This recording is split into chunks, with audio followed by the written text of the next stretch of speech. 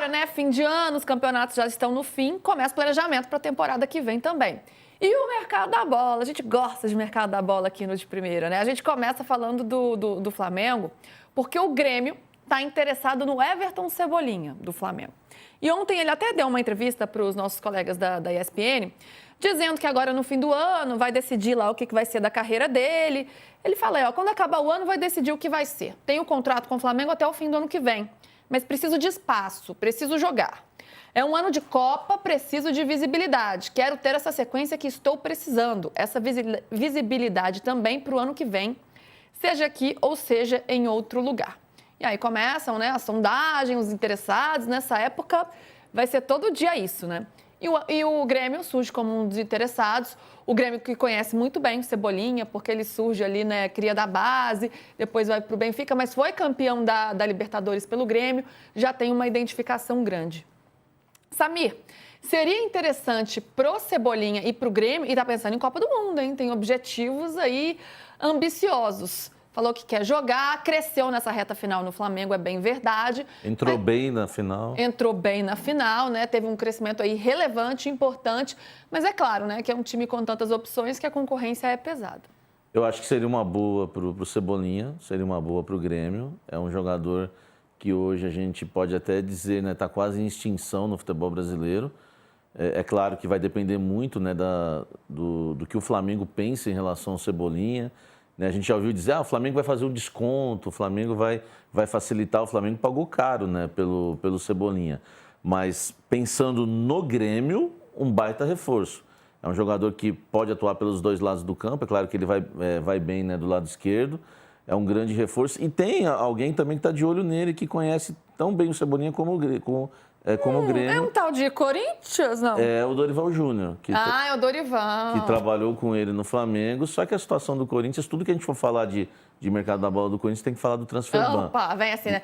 Transferban, vem um sinal. E eu acho que o Grêmio leva vantagem em relação ao Corinthians numa provável disputa com o Cebolinha, mesmo com o Dorival fazendo algumas ligações, né, como é que você está por aí, aquela coisa toda. Eu acho que o Grêmio leva vantagem porque o Flamengo não vai liberar de graça. Vai ter que, né, pagar, né, para que o Flamengo libere ele. Enfim, não sei o tipo de acordo que vai rolar, mas o Corinthians já prioriza jogadores que estejam livres no mercado. Então, acho que o Grêmio realmente leva vantagem nessa. Ainda mais numa concorrência, disputar com outro clube fica complicado, né? E o Grêmio agora, sob nova gestão, tem essa bandeira de contratar, tá levantando isso para a torcida. Mussetti, Cebolinha, seria uma boa para ele ir para o Grêmio? E para o Grêmio também, seria bom contar com esse jogador? Será que dá para ele ter essa visibilidade toda e até chamar a atenção do Ancelotti, que é o que ele falou, ano de Copa do Mundo, eu quero aparecer? Ele tem que sonhar alto, ele tá certo. Mas não é fácil, difícil. Mas é difícil, a concorrência da seleção é muito grande, talvez seja a posição mais concorrida. Não consigo imaginar, por mais que o Campeonato Brasileiro comece mais cedo, que ele arrebente, que seja o artilheiro do primeiro turno, que ele esteja convocado para a Copa, né? A convocação decisiva vai ser em março, acho que ele teria que percorrer um grande caminho para estar lá. Mas assim, tá certo ele dispensar porque ele é um grande jogador, e eu me arrisco a dizer que ele seria uma boa contratação para todos os clubes da Série A, todos, inclusive para o Palmeiras. O Palmeiras investiu muito em jogadores de lado de campo e eles não decidem, eles não têm esse drible, eles não chamam a responsabilidade. Felipe Anderson, Maurício, Sousa, todos eles não fazem o que o Cebolinha fez entrando na final nos jogos anteriores e o que credenciou de alguma forma a ser dúvida para esse jogo. Seria um grande reforço para o Corinthians, para o Grêmio, para o São Paulo, para o Santos, para o Inter, para o Galo, para todos esses clubes. Então, aproveitando que ele já está no futebol brasileiro, que está adaptado, que terminou bem a temporada, acho que o Cebolinha está certo de pensar em sair e o Flamengo estaria correto de pensar na permanência, de tentá-lo convencer de alguma forma. E essa é a dificuldade de ter um grande elenco, porque você tira o Saúl do Atlético de Madrid e o cara é reserva. O Lina era reserva até outro dia. São muito bons jogadores. A gente está falando agora do Danilo poder ser reserva, herói de uma Libertadores. Então o Flamengo, para ter bom elenco, ele precisa convencer esse tipo de jogador a ficar. Mas eu acho que o Cebolinha está certo de pensar em sair. Agora a seleção realmente é complicado, né? Porque o Ancelotti já falou, né? Que ele quer ter uma lista final já para março, já tem opções que ele já está ali fechando essa lista. Não é fácil, seria uma grande surpresa mesmo. PVC, ontem a gente falava, né, do planejamento do Flamengo dos últimos anos para esta temporada, né? Que foi uma reformulação em 2023 e esse ano uma certa lapidação, alguns ajustes, jogadores que chegaram, mas com uma base já montada. Para o ano que vem, você imagina algum tipo de reformulação ou talvez seja um termo forte, saídas relevantes ou algum tipo de mudanças mesmo nesse elenco do Flamengo? Chegaram alguns jogadores, né, que não vingaram tanto como o Juninho, entre outros. Você vê um momento de mudanças do Flamengo do elenco para 2026 ou não? Não, eu acho que o Flamengo está sempre se lapidando porque o Flamengo tem mais dinheiro e mais condição de planejamento do que os outros, incluindo o Palmeiras. Então, assim, por exemplo, o Carrascal foi titular da final da Libertadores, mas um dos motivos do Carrascal ter sido contratado foi porque precisava de um reserva para o De Arrascaeta, já que se percebia que o De Arrascaeta tinha uma condição física limitada, consequência de muitos jogos. E o Carrascal pode ser o reserva do Arrascaeta ou pode ser o titular ao lado do Arrascaeta. É isso que ele está virando. Por isso que eu entendo que há uma diferença na avaliação, e a minha avaliação, respeitando as outras, mas meu ponto de vista é que este ano de 2025 do Palmeiras foi o 2023 do Flamengo. Por dois motivos. Porque foi a reformulação mais pesada, 23 foi o ano que o Flamengo abriu mão do time anterior, né? 2019, campeão brasileiro, campeão da Libertadores e brasileiro. Diego Alves, Rafinha, Rodrigo Caio, Pablo Mari e Felipe Luiz.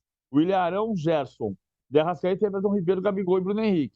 O time campeão de 2022, o Bruno Henrique estava machucado, mas o time de 22 era Santos, Rodinei, Davi Luiz, Léo Pereira e Felipe Luiz. A defesa tinha sido mexida, mas aí você tinha Thiago Maia, João Gomes, Everton Ribeiro, De Arrascaeta, Gabigol e Pedro. Você tinha a mesma base. 23 é o ano da mudança. O Gabigol parou de jogar bem, que o Arrascaeta teve problemas físicos, que o Bruno Henrique demorou para voltar para o time, e que você foi colocando jogadores novos do meio para frente. Voltou o Gerson, e aí você mudou e foi uma reformulação um pouco mais pesada e o time passou um ano inteiro sem ser campeão. Né? As pessoas estão se esquecendo que em 2022 o Flamengo foi campeão da Libertadores, mas em 2023 foi vice-campeão carioca, foi vice-campeão da Copa do Brasil, no ano seguinte foi vice-campeão carioca de novo. Então você tem questões que foram passando ali que são parecidas. Mas o Flamengo vai ser mais pesado do que o Palmeiras. O Palmeiras pode ter mais dificuldade para fazer essa mudança, essa troca de guarda. E um dos aspectos pode ser a gente discutir se o Abel tem o olho certo para ir no mercado e contratar o jogador certo. Essa reflexão vai ser feita nesse ano. O primeiro sinal de competição para o ano que vem, Luísa, é o Vitão. O Vitão tem uma trégua no Internacional nesse momento. O Internacional não vai falar sobre o Vitão, mas o Vitão tem interesse do Flamengo e o Vitão tem olhar do Palmeiras, onde ele foi cria. O Palmeiras não entrou pesado nessa história ainda. O Flamengo está pesado nessa história.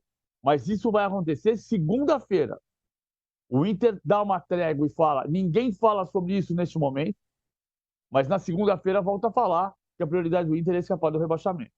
Sim, sem dúvida, né? Aí, segunda-feira tudo isso vai começar a aquecer, né? Essa situação. Samir, você fala, né?